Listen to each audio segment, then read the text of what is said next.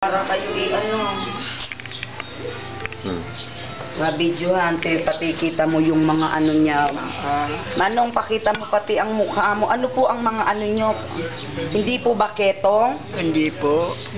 Kasi kung ketong ito, di maraming hawaan yung mga pamilya ko. Opo, ang mukha ni Manong.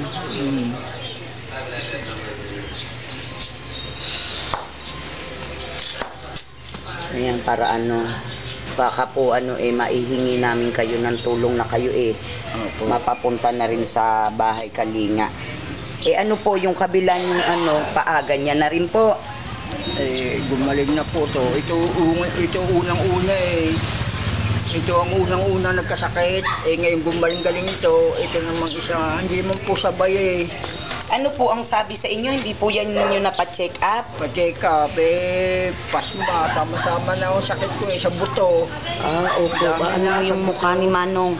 Manong, pakita niyo yung mukha niyo para po kayo matulungan po. Ayan, tumatawag na po. Ano niyo po at para kayo maihingi namin.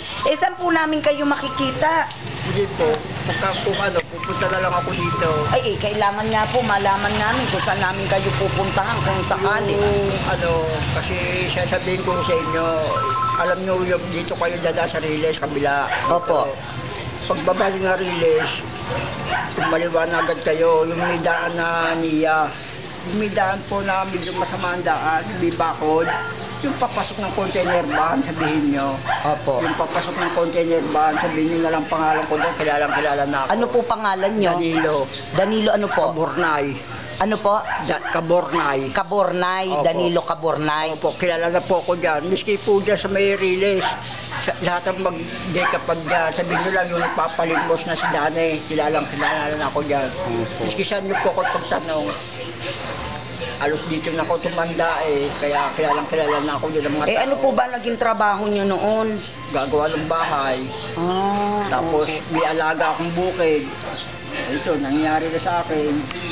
Hindi ko na nga alam yung ginagawa ang gawin ko. Wala na nga pagkain, panggamot. Hindi ko nga malaman kung saan ako kukuha Sige po, kung para maihingi kayo ng tulong.